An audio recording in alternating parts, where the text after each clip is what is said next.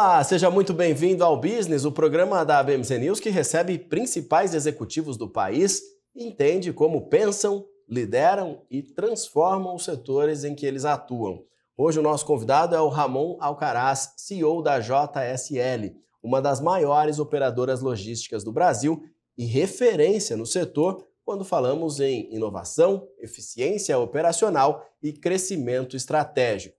Presente em 7 países e atuando em 16 setores da economia, a JSL atingiu recentemente a marca de 11 bilhões de reais em receita bruta, antecipando metas e também consolidando sua posição como dominante em um mercado bastante competitivo.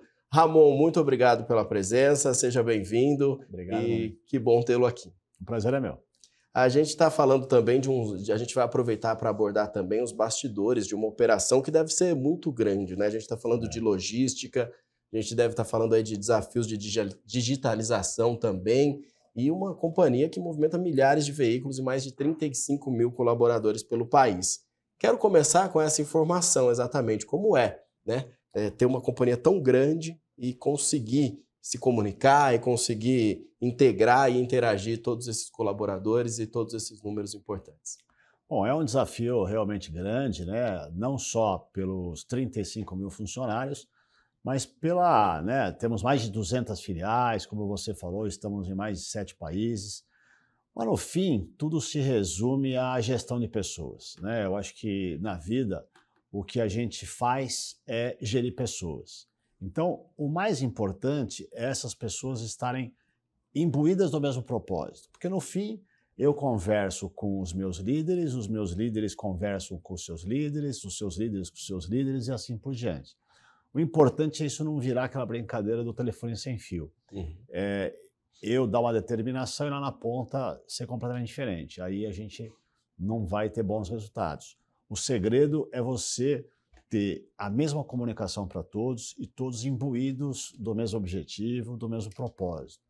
Hoje, com a tecnologia, isso ajuda muito, a gente consegue fazer calls com 300, 500 pessoas ao mesmo tempo, isso ajuda a comunicação ser mais direta, né?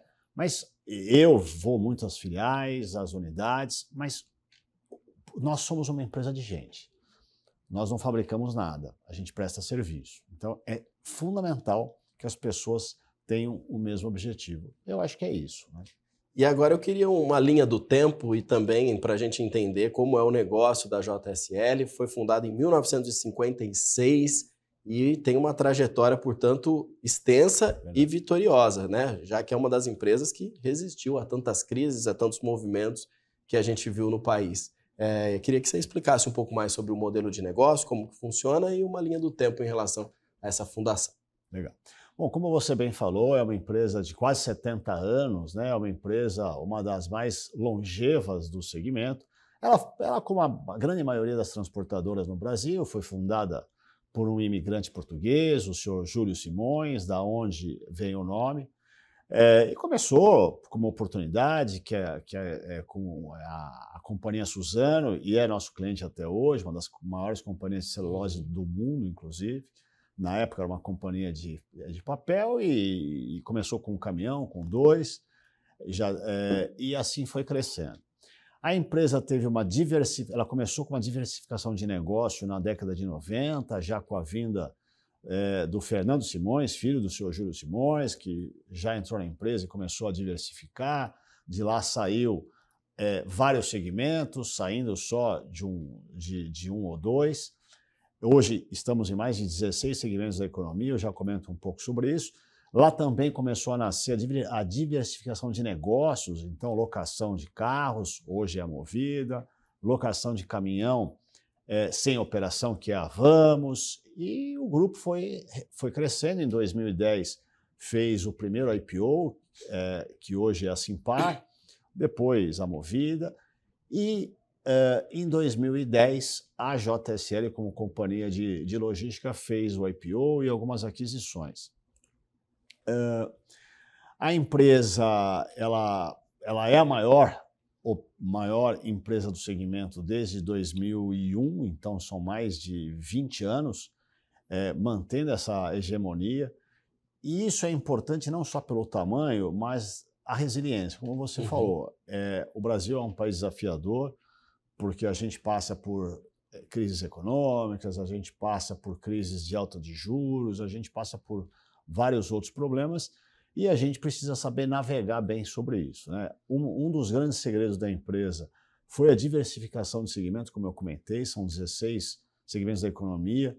Isso cria um hedge natural, né? Porque a gente pode ter um problema num ou no outro setor, mas dificilmente nós vamos ter em todos os setores. Exato. Então, isso acaba equilibrando. E, de um outro lado, a gente também aproveita surfando a onda de alguns segmentos que vão bem, né? A gente estava falando da celulose, esse é um dos segmentos que cresceu muito, principalmente do pós-pandemia, em função do maior consumo de papel pelos asiáticos. Isso puxou a indústria da celulose. Então, é uma onda que a gente surfou e surfamos o e-commerce agora, é um outro segmento que nós estamos. Então, a gente, como empresa de logística, tem que estar esperto em surfar bem as ondas dos segmentos que estão crescendo e, ao mesmo tempo, equilibrar aqueles que podem ter algum problema, né? Então, outra coisa importante é estar em toda a cadeia logística. Logística é um termo muito abrangente, né?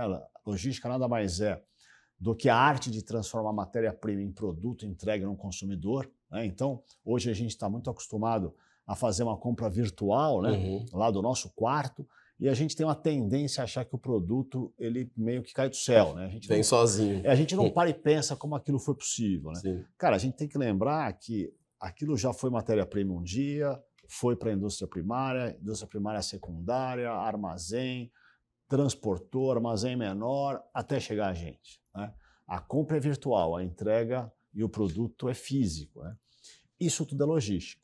E a JSL é uma das poucas empresas no Brasil que está em toda a cadeia. Nós estamos desde a matéria-prima, inclusive extração da matéria-prima em alguns casos.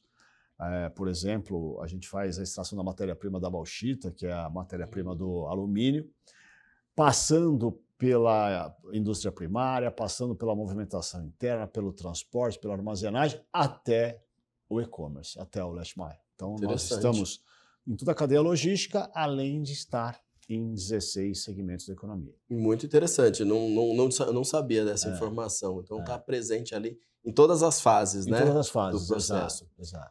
E os 16 setores, você pode citar os mais importantes? Claro. Nós estamos na indústria de papel e celulose, que é a nossa origem. Nós estamos em alimento e bebida, que inclusive é a nossa maior fatia. Nós estamos na indústria automotiva, nós estamos na indústria de siderurgia, nós estamos na indústria de gases, levando, por exemplo, oxigênio e nitrogênio para hospitais, para dar um exemplo diferente. Nós estamos na área de combustíveis, nós estamos na área de remédios, nós estamos na área de bens de consumo, nós estamos no e-commerce, nós estamos na mineração, né? Então, a gama é bastante extensa. Transporta passageiros também? Também. Boa. Foi tem os ônibus, né? Eu já vi alguns. A gente tem o transporte de passageiros, que a gente chama de fretamento, né? São os ônibus que transportam funcionários. Por exemplo, a gente leva os funcionários para as minas da Vale, né? No Pará, um negócio bem bonito de ver, né? Então, para dar exemplos bem diferentes. Muito interessante também. E aí a gente vem de uma antecipação importante aí de números, né, do balanço da companhia, uma receita bruta que quase chegou nos 11 bilhões nos últimos 12 meses, e é uma antecipação aí de pelo menos um ano nessa meta que vocês tinham, né? Um guidance que vocês mesmos colocaram, mas foi possível antecipar. Que fatores levaram a esse bom número? Então, a gente quando fez o IPO, lá no final de 2020, a gente dizia que o nosso maior objetivo seria crescer, que nós já éramos a maior empresa de logística e falávamos que a gente tinha condição de triplicar esse número, que é da onde nasceu o guidance, né? O que nós falamos, olha, nós temos condições de chegar a 10 bilhões de reais em 2025, a gente faturava algo em torno de 3 bilhões e pouco. E por que nós falávamos isso? E falamos isso hoje, inclusive. Porque, apesar de a gente ser muito grande em relação aos nossos concorrentes, nós somos muito pequenos em relação ao mercado. O nosso market share é de coisa de 2% ou de 3%. Eu até costumo brincar, né? Nós somos uma piscina olímpica comparado com os nossos concorrentes, né, que são piscinas caseiras. Então, uma piscina olímpica é muito grande em relação a uma piscina caseira, mas em relação ao mar nós não somos nada. Né? Então, e isso é uma ótima notícia, porque significa que nós temos muita pista. Quando a gente compara com os mercados mais consolidados, Europa e Estados Unidos, a gente vê que as grandes empresas têm 10%, 12%, 15% de mercado. Então, é por isso que a gente diz e dizia lá em 2020 que a nossa capacidade de crescimento, seja ganhando market share, seja terceirizando frotas que ainda são muito verticalizadas em algumas indústrias, o nosso crescimento seria rápido. E o nosso crescimento poderia ser de duas formas, crescimento orgânico ou inorgânico com aquisição de empresa. Embora a nossa estratégia não seja adquirir empresas, a nossa estratégia é de crescimento. A aquisição, quando ela acontece, quando vem a oportunidade e se encaixa uma empresa dentro dos moldes que a gente acha que vai entrar na nossa estratégia, a gente pula algumas casinhas. Né? Mas a estratégia é de crescimento. E realmente isso aconteceu. Então nós, como você já falou, nós antecipamos até um ano aquela estimativa dada, né, em 2020. E também acreditamos, isso não é um guidance, é apenas uma perspectiva, a gente acredita que a gente pode fazer nos próximos 5 anos o que já nós fizemos nos últimos anos. Então, se hoje somos uma empresa de 10, 11 bilhões, nós podemos, nos próximos 3, 4 anos, ser uma empresa de 20, 21 bilhões, né? Usando essa mesma estratégia. Legal. E aí vocês têm também uma presença internacional, né, em 7 países. Qual é o peso das operações internacionais no faturamento? Tá. Nós temos 2 tipos de internacionalização, né? Aquelas que partem do Brasil, então é o transporte do Brasil para os países que fazem fronteira, né? Argentina, Chile e por aí vai, os países da América do Sul, que é importante, talvez represente aí 10 a 12% da nossa receita. E nós temos internacionalização de operações que são completamente independentes do Brasil. Temos uma operação no Paraguai e temos uma operação grande na África, que já passa de 1.000 funcionários, que não tem nada a ver com o Brasil, são operações independentes do Brasil. Isso deve representar algo em torno de 5% da nossa receita. Ainda é tímido de uma certa forma, mas é um ensaio para passos maiores, né? A gente gostaria de ter aí, num futuro, 30% da nossa receita em países independentes do Brasil. Mas se a gente for incluir os diferentes Brasis aí nessa conta, vocês com certeza atuam em muitos outros países, porque as diferenças regionais, né, não só de distância, mas também culturais, e acredito que a forma de administrar isso também é como administrar em outro estado, outro país, em alguns casos. Né? É verdade. Assim, né, a gente tem realidades diferentes quando você compara o Pará com Porto Alegre, com o Rio Grande do Sul, né, ou com o Nordeste. Sim. São realidades diferentes, seja pelas distâncias, seja pela infraestrutura, seja pela cultura. Então você tem razão, né? O Brasil ele tem vários Brasis dentro dele. Né? Exatamente. Você falou um pouquinho sobre aquisições, mas eu quero guardar esse tema para a gente trabalhar um pouquinho mais no próximo bloco. Perfeito. A gente vai fazer uma pausa no nosso bate-papo e em 2 minutos a gente está de volta entendendo um pouco mais sobre o modelo de negócio da JSL. Fique com a gente, o Business volta já já.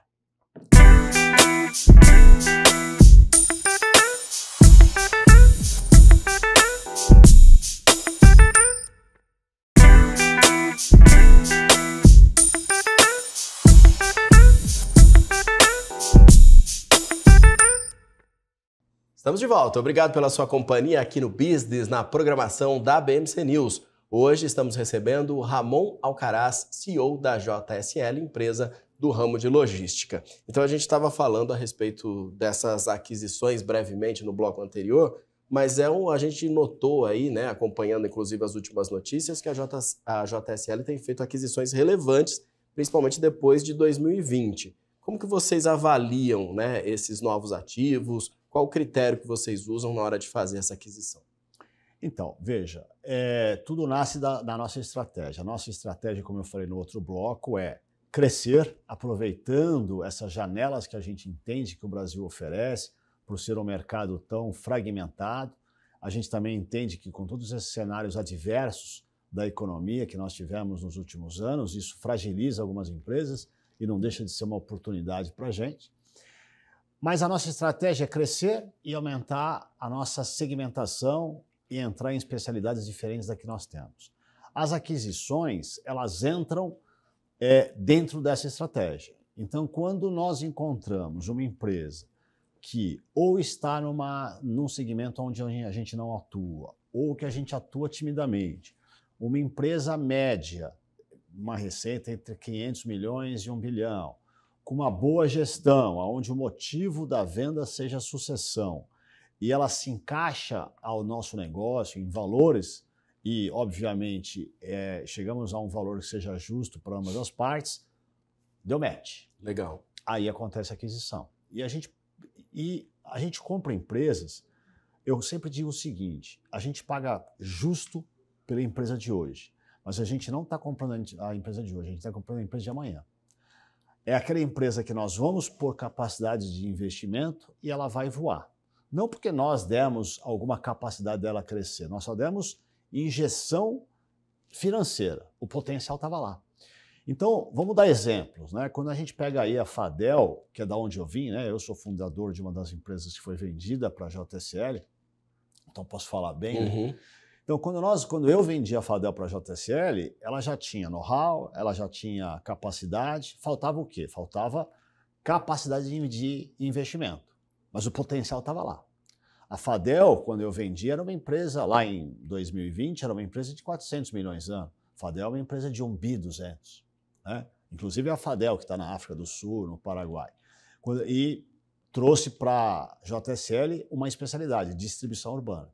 Quando nós compramos, por exemplo, a Transmoreno, trouxe o transporte de carro zero, a Cegonhas. Quando a gente comprou a TPC, trouxemos uma empresa muito forte em warehouse, né, gestão de armazém. Hoje, por sinal, 30% da nossa receita não vem de caminhões. Vem justamente da área de armazenagem, da área de movimentação interna, intralogística, que é um negócio que a gente tem gostado muito. Por exemplo, acabamos de pegar agora, faz um mês, a gestão do armazém de transporte de carga de Guarulhos. O maior, 60% das cargas que são importadas e exportadas no país passa por Guarulhos. Nós é que fazemos a gestão lá. Então, para dar um dos exemplos. Com a compra da IC e da Rodomeu, a gente entrou no negócio de gases, né?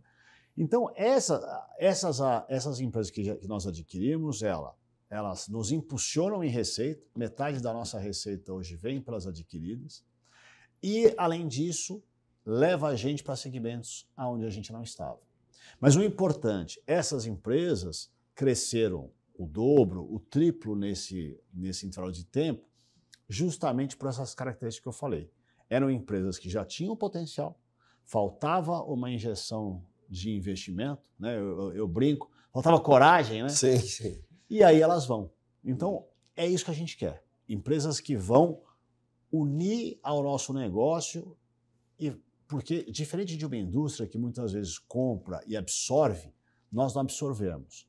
A gente é que nem um Lego, né? A gente vai montando o nosso negócio como se fossem pecinhas de um Lego para se tornar um negócio maior. Perfeito. E teve também a compra do TruckPad, né? Perfeito. Um passo aí importante para ampliar o ambiente de plataforma digital. Como que funciona e como que vocês monetizam essa aquisição? Uma ótima pergunta, porque a aquisição da TruckPad muda um pouco essa lógica que eu estava falando. O objetivo com a TruckPad não era entrar no mundo digital, não era ser uma empresa de venda de software ou qualquer coisa parecida. A compra da TruckPad a nossa expectativa era ganhar com a digitalização, era trazer o know-how tecnológico na área digital para impulsionar o nosso negócio. E isso foi o que aconteceu, por exemplo, foi através da TruckPad que possibilitou a gente criar a JSL Digital, que a gente divulgou agora nesse primeiro TRI. O que é a JSL Digital? Uma transportadora digital. A JSL Digital não tem nada a ver com o produto que a Truckpad vendia. Tá. Mas foi através da Truckpad que nós conseguimos, era um sonho até já de alguns anos, muito antes da aquisição da Truckpad, mas foi através dela que a gente conseguiu realizar esse sonho, que é ter uma transportadora digital, onde eu consigo fazer o transporte de cargas com uma complexidade menor, com margens menores, que é o que o mercado pede, bastante competitivo, mas com uma burocracia menor, porque envolve menos pessoas, né?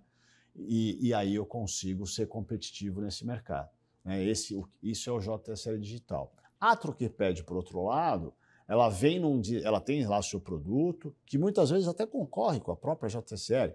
O papel da Truckpad é possibilitar transportadoras menores a fazer o seu negócio. Então ela continua como um produto independente, continua aí numa luta pela monetização, né? Assim, esse mundo digital, como ele próprio é desafiador, precisa de escala, mas acreditamos ainda que é um produto que vai render bons frutos. Mas o mais importante, foi através dela que nasceu o JSL Digital, que já é uma transportadora, entre aspas, faturando no mundo real. Ela é digital, mas está no mundo real.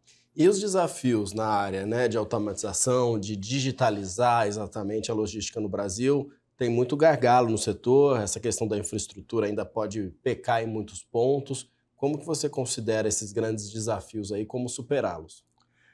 Uma coisa importante a ser dita, hoje é dia 6 de junho, Dia Internacional da Logística, né? Uma coincidência. Olha que interessante, no dia da gravação, então é um dia... É um dia legal de estar falando nisso. Sim.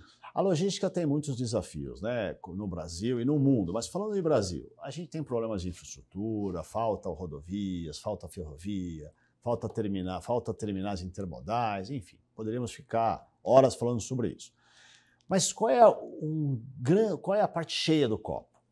Quando a gente pega aí as indústrias, elas já têm um nível de eficiência acima do 99%, né? Já estão aí no Seis Sigma, que é justamente a eficiência após o 99%. Logística não. Logística ainda tem uma grande ineficiência no mundo, por várias questões. Mas e por que eu acho que isso é o copo cheio? Porque toda vez que você levanta um gap, tem oportunidade. E o que isso tem a ver com a sua pergunta? É através da tecnologia que eu acredito que nós vamos diminuir esse gap da eficiência, ou vamos buscar esse ganho de eficiência. Enquanto na indústria a gente está falando de uma oportunidade de menos de 1%, na logística eu entendo que tem ganhos de 2 dígitos. Uhum. Isso é ganho para uma JSL, isso é ganho para os meus clientes, que é a indústria, mas principalmente isso é ganho no produto final, é ganho para o consumidor. Logística, ela é, além de tudo, estratégica. Você quer comprar um produto não só que chegue na sua casa mais barato, mas que chegue. Sim. Né? E a tecnologia é fundamental para isso. Né? Só é possível hoje um e-commerce, voltando, só é possível você comprar um produto na sua casa porque existe a tecnologia. Então é através da tecnologia que eu vou conseguir unir as pontas, porque não só com tecnologia, a gente tem um adicional que é a inteligência artificial. Também. A inteligência artificial ela vai dar um ganho em ligar as tecnologias. Eu tenho muita tecnologia na JSL, meu cliente, a indústria, tem tecnologia, você como consumidor tem tecnologia no seu smartphone, mas elas não necessariamente eram interligadas. Sim. O IA vai conseguir fazer isso, ligar a necessidade com a demanda. O meu sonho é que na logística a gente consiga fazer, por exemplo, o que o Uber fez no transporte individual. Qual é a diferença do Uber para o táxi, né? O táxi era uma coisa analógica, então quando você precisava, você ligava, o táxi saía do ponto de táxi, vinha você, te levava, voltava vazio, voltava ao ponto de táxi. Ineficiência. Sim. O Uber ligou a demanda com a oferta. É tão grande isso que a gente está aqui em algum andar, eu peço Uber, não cheguei nem no térreo, já está lá o Uber me esperando. Sim. Por quê? Porque ele conectou a demanda com a oferta. Então, isso é eficiência. Ficou mais barato para todo mundo. É isso que a gente gostaria que um dia fosse possível na carga. Claro que é muito mais complexo, que não é 1 para 1, como é no caso do Uber, mas é lá que a gente precisa chegar. Sim. Isso só vai ser possível através da tecnologia. Interessante, interessante. Isso pode abrir uma concorrência também de preços ali, né, de ofertas e tudo mais. Eu percebi que faltou uma pergunta básica. Vocês atuam exclusivamente no segmento rodoviário ou também atuam no ferroviário? Veja, é importante dizer que o único modal que é 100% aberto é o rodoviário. Exato. No rodoviário, qualquer um que queira pode operar, não tem uma barreira de entrada. Sim. Os outros modais são todos concessão. A ferrovia é concessão, aeroporto é concessão, a área de navegação é concessão. Tá. Então, nós só operamos no rodoviário por uma questão de concessão. Agora, nós fazemos muito a intermodalidade. Por exemplo, a gente faz a gestão dos terminais intermodais das indústrias de celulose. Então, eu levo de caminhão e faço a gestão do terminal caminhão-ferrovia. Faço a gestão de vários portos. Para chegar no porto. Exatamente, para chegar no porto. Tá. Depois faço a gestão dos portos para ligar a ferrovia com a navegação, para poder fazer a exportação. Então, embora a gente não opere diretamente em outro modal, porque é concessão, a gente faz essa intermodalidade dos terminais. Inclusive, temos um terminal intermodal aqui perto, em Itaquá, que faz frente com a Ayrton Senna, a nossa estrada, passa a linha de trem dentro do nosso terminal e a gente faz muitos produtos. Chegam lá um container que vem do navio, vai de ferrovia, chega o container, a gente desova, como a gente diz, esse container e depois leva aos consumidores finais ou às indústrias e tal. É que o transporte ferroviário no Brasil também, se a gente fala de desafios na área aí de rodoviária, na ferroviária esses desafios são multiplicados por 10, né? E ao mesmo tempo também o acesso é bem mais difícil, né? Mas uma possibilidade, se isso fosse mais aberto e mais possível, mais linhas e tudo mais, também poderia facilitar muito e poderia baratear também muitos produtos, né? Sem dúvida alguma, mas assim, eu acho que a gente tem boas notícias. Eu tive num congresso agora na maior feira de logística da América Latina, que foi o Intermodal, aconteceu faz um mês, e tive o prazer de estar numa mesa redonda com alguns representantes dos ministérios de transporte, dos ministérios da área marítima e tal. Quais as notícias que vieram de lá? Já existem várias licitações em projetos público-privado para aumentar as linhas férreas, para aumentar os terminais intermodais. Então, eu acredito que, se tudo isso acontecer, a gente deve ter boas notícias para o Brasil. Mas você tem razão, o Brasil precisa de investir nisso. Um país sem infraestrutura é um país que vai ter a sua logística mais cara. E sempre é perigoso depender de um único meio, né? Independentemente, né? Sempre há um risco maior em relação a esse ponto. Fazer mais uma pausa, Ramon, no nosso bate-papo. Daqui a pouquinho a gente vai falar sobre outras iniciativas da JSL e outras informações importantes que você acompanha aqui no Business. São só 2 minutinhos, a gente volta já já aqui na programação da BMC.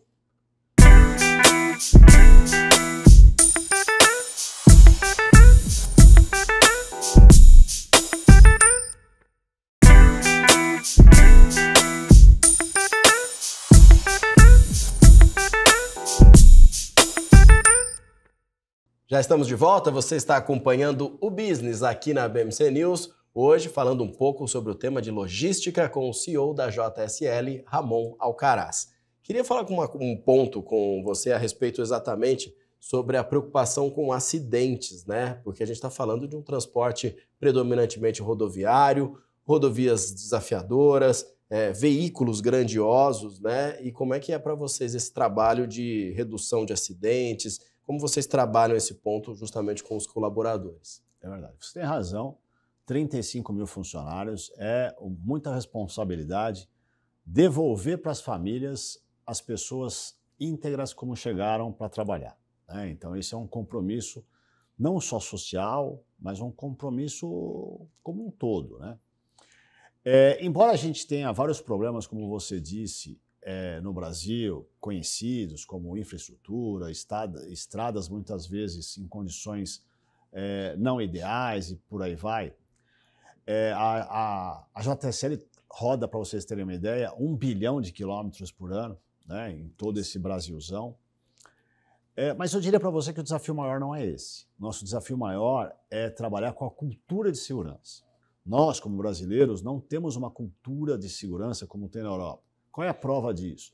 Eu, você, qualquer um de nós, né? Vai almoçar daqui a pouco, a gente muitas vezes atravessa fora da faixa de segurança. Uhum. E se perguntar para você por que você passou fora da faixa, você talvez não saiba. Simplesmente não está no seu automático isso. Você desce uma escada, ele não pega no corrimão, ou muitas vezes até falando no celular.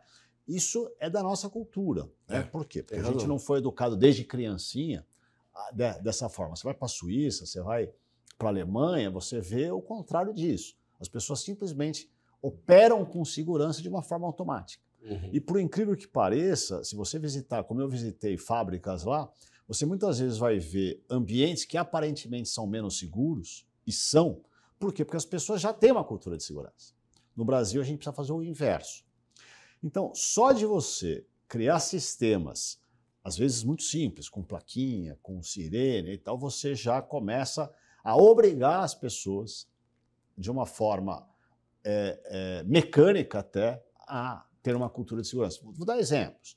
Armazéns, separação homem-máquina, né, para você evitar que uma empilhadeira atropele uma pessoa. E por incrível que pareça, apesar de a gente rodar 1 bilhão de quilômetros, os nossos acidentes mais graves muitas vezes acontecem nos ambientes internos, ambientes controlados, que não deveria ter acidentes, e acontece. Por quê? Falta da cultura de segurança. Então a gente começou na JSL todo um trabalho, isso de 4 anos para cá, o que a gente chama meta 0 acidentes, né?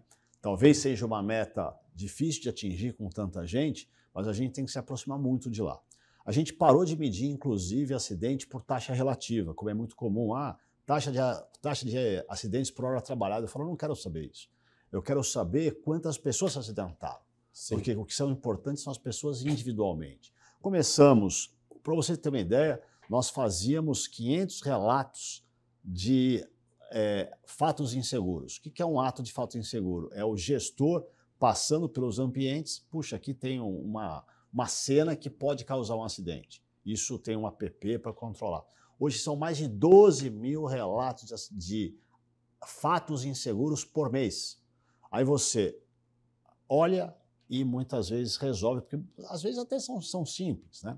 Pusemos câmeras que controlam a fadiga do motorista. Então, quando ele dá aquela piscada, puxa, a câmera pega, a minha central entra em contato com ele. Se ele não estiver atento, a gente inclusive bloqueia o caminhão.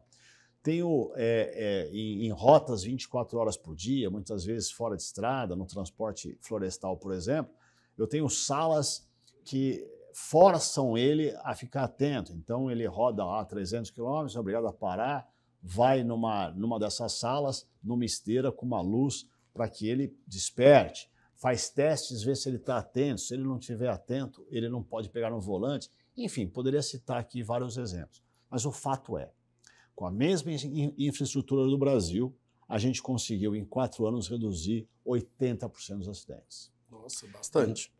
Bastante. E só acidentes rodoviários ou também os internos? Contando os dois, tudo. Contando os tudo. Dois, contando tudo. Né? E o que é importante ser dito? Todo o investimento que nós fizemos, ele foi muito mais remunerado do que esse próprio custo, por várias questões. Eu tenho o custo menor do acidente, propriamente dito, eu tenho menos pessoas afastadas, eu tenho o fator previdenciário que diminui, que é um custo real sobre a folha de pagamento, né? A Previdência, o nosso INSS, ele cobra uma taxa de agravamento quanto mais acidentes as empresas têm, e eu acho até que de uma certa forma justo, né? Uhum. Aquelas empresas que demandam mais ao sistema público devem Contribui pagar mesmo, mais. né? E o inverso é verdadeiro, até nos motiva a fazer. E o mais importante, que poucas empresas pensam nisso, o fator segurança é um fator até comercial. Uhum. Grandes indústrias que também são cobradas pelas suas matrizes em terem menos acidentes na cadeia, não querem empresas que geram acidente. Então, ganhamos muitos contratos em função do que a gente tem feito em segurança. Então, segurança, ele pega os 3 pilares fundamentais do meu negócio. Ele pega o pilar gente segura é gente mais motivada, é menos turnover. Ele pega o pilar cliente, que eu acabei de falar, e pega o pilar resultado. Então, Exato. O recado é, vale a pena investir em segurança. E vocês também têm muitas mulheres na direção? Como que é? Como vocês equilibram as vagas para quem vai dirigir caminhão? Olha, você sabe que é curioso. A gente começou o programa Mulheres na Direção, e isso, né, o Mulher na Direção tinha a ver com caminhão. Hoje, Mulheres na Direção nem tem mais a ver com caminhão. A gente até mudou, né? É Mulheres na Direção, direção da vida dela. Ela escolheu o que ela quer fazer, porque hoje esse programa foi para mulheres na empilhadeira, mulheres como mecânica, etc. Mas como começou isso? Começou como uma ação de ESG, né, uma ação de diversidade. Mas o que nós descobrimos com essa ação? Começou a dar tão certo que a gente pensou assim, puxa, se eu abro funções que antes eram predominantemente masculinas, como caminhão, como empilhadeira, etc., para mulheres, eu dobro a minha capacidade de recrutamento. Se reclama tanto que está diminuindo o número de motoristas profissionais no Brasil, e é verdade, está diminuindo mesmo, né?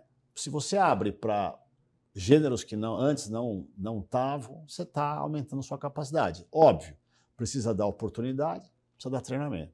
Já estamos no 20º programa e tem sido um sucesso. Muito legal, interessante. E aí, já que você falou sobre o ESG, em relação a iniciativas de eficiência energética, gestão de emissões, como que quais as metas que vocês têm também na área ambiental? Evidentemente, somos muito cobrados, né? Assim, só trabalhamos com grandes clientes que também têm suas metas de emissão. Então, seja por nós, seja pela sociedade, seja pelos nossos clientes, evidentemente, a nossa demanda é grande. A gente tem trabalhado em várias frentes. A gente tem trabalhado em veículos com combustíveis alternativos, como elétricos e a gás. Eu gosto muito, por exemplo, do veículo a gás, porque eu acho que a transição ela é mais simples. Um veículo a gás, 70% dele é igual a um veículo a combustão, então a transição é mais simples, não só na fabricação, mas na manutenção, toda a cadeia já existente disponível para os veículos a diesel. Então, um veículo semelhante ajuda. Número 1. Número 2, o investimento hoje já está numa proporção de 1 para 1,2, 1,3, enquanto um veículo elétrico é mais ou menos o triplo. E se a gente partir para o biometano, que é o gás fabricado a partir do lixo, a partir do resíduo de etanol, a cadeia é até mais limpa que o próprio elétrico. Então eu gosto muito dessa iniciativa. Mas eu queria destacar uma coisa que pouca gente fala. Quem é o veículo que menos polui? É o veículo a diesel, o elétrico, o a gás ou o veículo que não existe? Onde eu quero chegar? Se eu tiro veículos da rua, você concorda que essa é a melhor forma de economizar? Com certeza. Eu estava falando no outro bloco que a gente é um país ineficiente em logística. Se estima que 30% da logística ela não precisava existir, ou temos 30% de ineficiência. Imagina, o Brasil tem 2,5 milhões de caminhões. Imagina que fosse possível tirar 30% dos caminhões que rodam no Brasil. Seria 800 mil caminhões a menos rodando. Isso é eficiência energética. É possível diminuir 800 mil caminhões? Talvez não. Mas se eu diminuir 100 mil? Sim. Se eu conseguir renovar os caminhões de 40 anos por caminhões de 20 anos, isso é buscar eficiência energética. Então, eu acho que a gente tem vários caminhos para buscar uma emissão menor. A JSL vem trabalhando nessas 3 frentes. Combustíveis alternativos, veículos com idade menor, né? A gente trabalha com uma idade média de 3 anos e meio, enquanto o Brasil trabalha numa média de 17 anos e meio, e buscando eficiência, tentando fazer caminhões com uma capacidade maior, caminhões que operem melhor, caminhões com uma velocidade comercial maior. Com isso, eu tiro caminhões do sistema. Em relação à exigência crescente que a gente percebe também, em relação à rastreabilidade, né? Verdade. Hoje você precisa saber onde está a sua carga, o seu pedido, onde está aquele caminhão, onde ele parou, onde ele estacionou. E existe um custo muito grande para isso ou hoje a tecnologia também já possibilitou que isso seja massivo e mais acessível? Isso já foi bem caro no passado. Hoje, até um celular na mão do motorista pode servir como um mecanismo para a rastreabilidade. Você tem razão. Se é importante você, como pessoa física, que compra lá um produto da sua casa e quer saber que horas ele vai chegar, até para você se programar, né? Às vezes Você vai sair, ele vai chegar de manhã, ele vai chegar à tarde, é importante mesmo. Se para você é importante, imagine para uma indústria que tem toda uma cadeia ligada, né? Antigamente, você não sabia que horas ia chegar o caminhão, então você tinha que deixar uma área lá esperando, ou você tinha que ter mais estoque para poder suprir a ineficiência. Hoje, já existem indústrias just in time, ou seja, indústrias que não têm estoque. O caminhão chega e abastece a linha de produção direta, mas para isso precisa ter rastreabilidade. Né? Só para fazer um paralelo, os Estados Unidos têm um custo de logística. Logística se baseia em 3 custos: transporte, movimentação e estoque. Os Estados Unidos têm um custo logístico na casa de 8% aproximadamente. O Brasil tem um custo de 13%, 14%. Isso está no produto final. Sim.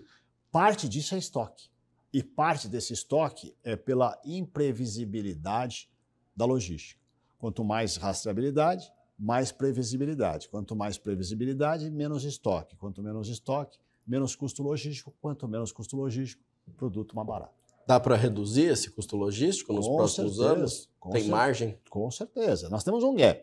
Se os Estados Unidos faz 8 e nós fazemos 13, 14, tem 5, nós temos um gap. 6. Perfeito. Nós temos que buscar esse.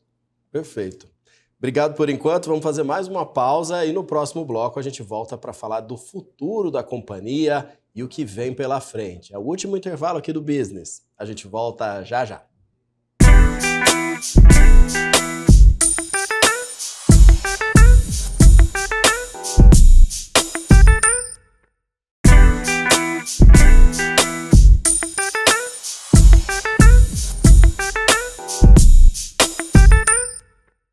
Você está acompanhando o Business aqui na BMC News. Obrigado pela sua companhia. Hoje recebendo o CEO da JSL, Ramon Alcaraz. Chegou a hora da gente pensar um pouco no futuro da companhia, né, Ramon? Pensar o que vem aí pela frente, se eventualmente há algum guidance para dar, qual a sua expectativa pessoal e a expectativa da empresa para os próximos períodos que vem aí. Então, primeiro estamos muito satisfeitos com o que fizemos nesses últimos 4 anos e meio desde o IPO. A gente acredita que ainda tem uma estrada muito grande pela frente, né? Temos um setor muito fragmentado, isso significa que temos muito espaço para crescer, seja ganhando share, seja terceirizando frotas que ainda são muito verticalizadas. Só para você ter uma ideia, eu vi uma matéria recentemente. Dos 7 maiores frotistas do Brasil, nós somos o maior, mas dentre esses 7, 2 são indústrias, que não deveriam estar nesse ranking. Sim. Então, só para mostrar um dos espaços que a gente tem. Logística é um negócio que movimenta muito o negócio como um todo, né? Falamos de custo, falamos de eficiência. Aonde você tem gaps, você tem oportunidades. E a gente quer abocanhar essas oportunidades. Então, se nós conseguirmos ser mais eficientes, eu diminuo o custo logístico de uma indústria, consequentemente do produto. É lá que nós queremos atuar. O nosso negócio não é brigar por preço, nosso negócio é buscar eficiência. Com isso, eu consigo ter um preço menor para o meu cliente e um resultado melhor para a minha empresa. Esse é o nosso negócio. Né? Investindo em pessoas, investindo em tecnologia, investindo em veículos e máquinas mais eficientes. Né? Então, eu acho que essa é a regra do jogo. Quem souber buscar esse gap mais rápido vai ter mais oportunidade. E a gente entende que temos um cenário difícil no Brasil com juros altos, com certeza, que todo mundo sabe. Temos um cenário difícil com a imprevisibilidade da economia, com certeza. Mas eu digo o seguinte, o mundo, né, o Brasil, é como se fosse uma competição de regata. Você não, aqueles barquinhos que a gente vê competindo, né? Você não controla o vento. Uhum. Mas se o vento é igual para todo mundo, por que aqueles barquinhos à vela, um chega na frente e o outro chega atrás? Porque alguém manejou melhor o leme. Exato. Então, nosso papel não é reclamar se o vento está forte ou está fraco, porque a gente não controla isso. É a gente estar com a mão no leme e fazer melhor. Eu quero ser o barquinho que está na frente dos outros. Ponto. É isso. Né? E a gente acha que está preparado para isso. Então, o meu papel como líder da JSL é convencer o meu time, né? Diferente do barquinho, a gente tem 35 mil pessoas segurando o leme. Mas é convencer as pessoas que isso é possível, é convencer as pessoas que a gente tem como ser mais eficiente, que a gente precisa ser mais eficiente para que eu tenha um produto melhor, um produto a um custo menor e que nos dê um resultado maior. E por que isso é importante? Porque eu consigo continuar crescendo, consigo continuar admitindo pessoas, continuo investindo em tecnologia, em treinamento e formando um ciclo virtuoso. Essa questão dos juros, né? A gente tem uma Selic aí em 14,75 e não há, pelo menos para 2025, expectativa de redução nesses juros, que são considerados altos e que impactam também muito as dívidas das empresas, como no geral. Como que é a questão da alavancagem para vocês, o quanto isso está comprometido ou não, e o quanto isso também é um assunto de discussão interna e uma preocupação, ou é um movimento de antecipação de uma provável crise? Veja, assim, ó, de novo, né? A gente não controla as variáveis do cenário externo, a gente precisa administrá-las. Sim. Então, óbvio, né? Uma empresa que cresceu como a nossa é uma empresa que precisa de recurso. Recurso custa, quanto maior os juros, maior vai custar a minha dívida, né? E isso impacta os meus resultados. Os resultados da JSL são públicos, então o que eu estou falando está aí registrado. É evidente, a gente trabalha para continuar crescendo, ao mesmo tempo trabalhar uma alavancagem menor. Uhum. Né? Como é que a gente administra isso? Administra entrando em negócios que estejamos mais redeados, né? Estejamos mais pareados com essas taxas de juros para que a gente não tenha um desequilíbrio. Ao mesmo tempo, a gente administra a nossa dívida para que eu tenha o menor custo possível. Então, por exemplo, a JSL, como uma das únicas empresas de capital aberto desse segmento, consegue ter acessos a capital que os meus concorrentes não têm. Por exemplo, debêntures, esse tipo de coisa que normalmente empresas do nosso segmento não têm. Eu continuo pagando um juros alto, menor que os meus concorrentes. Com isso, eu sou mais competitivo. Então, são essas alavancas que a gente precisa trabalhar. Perfeito. E aí, nesse cenário também de expectativas e de o que vem pela frente, o que você consegue projetar aí para a JSL nos próximos trimestres, nos próximos meses ou próximos anos? Olha, eu estou há quase 40 anos nesse segmento, né? O ano que vem faço 40 anos em logística.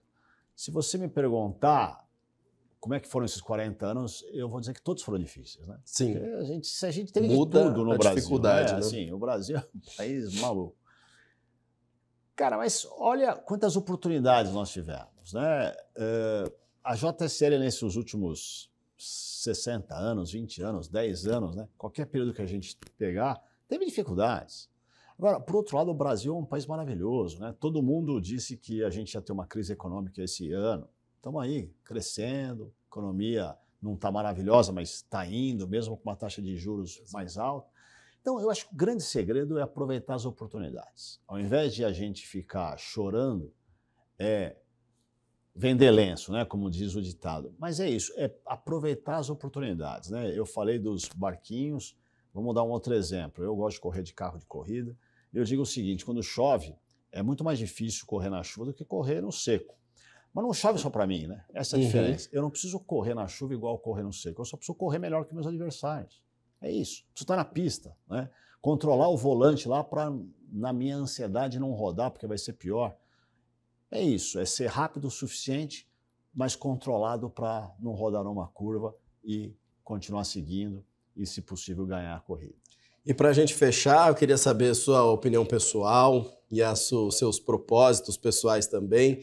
Tá num cargo como esse, né, tão importante como CEO, um grupo tão grande aí, de mais de 35 mil pessoas, complexidade, o que exige de habilidades pessoais suas, o que você considera que já conquistou e o que ainda quer colocar no papel e quer colocar na rotina aí da JSL?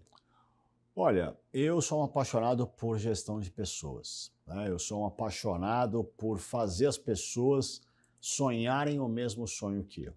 Quando eu entrei na JSL, há quase 5 anos atrás, como eu disse, eu vim através da venda da minha empresa, achei até que eu ia me aposentar, era meu plano, né? A gente vem de uma empresa e já fica sonhando na aposentadoria. Mas eu acabei aceitando o convite do Fernando para assumir a presidência da JSL, quando ele foi para a Simpar. E por que eu aceitei? Pelo propósito. Pelo propósito de participar de uma empresa que tinha capacidade de crescer, de agregar. Mas o importante não era só eu acreditar nisso, eu precisava que as pessoas acreditassem nisso. A JSL já era a empresa maior do setor e eu lancei um sonho para a minha equipe. Ser além da maior, a melhor. Melhor é um conceito relativo, e isso não quer dizer que eu achasse que a empresa não era boa, mas é a melhor no sentido de ser sempre a melhor, de melhorando, né? É um conceito meio infinito, né? Eu nunca vou chegar no melhor, mas sempre pretendo que amanhã seja melhor que hoje e hoje melhor que ontem. É esse o conceito. E o que é ser melhor? São 3 pilares fundamentais, na minha opinião. Cliente satisfeito, é levar excelência para o meu cliente, que é assim que eu vou continuar crescendo e existindo. Ser a maior não significa que eu vou ser a maior sempre. Nesses 40 anos que eu estou no setor, as 10 maiores de 40 anos atrás não existem hoje. Então, ser a maior é uma questão circunstancial. 2, ter gente motivada. Somos uma empresa de serviço, preciso de gente apaixonada e com o mesmo propósito. E 3, bons resultados, que é o que vão me manter crescendo e com capacidade. E tudo que a gente faz está ligado a esses 3 pilares. Perfeito. Então, esse é o meu propósito, é nisso que eu quero que as pessoas que trabalham para mim acreditem, se apaixonem por isso, né? Obrigado pela presença, foi um prazer bater esse papo com você. Sucesso. Obrigado. E a gente está chegando ao fim do Business, eu também agradeço pela sua companhia e a gente continua agora com a programação da BMC News. A gente se vê no próximo programa. Até lá.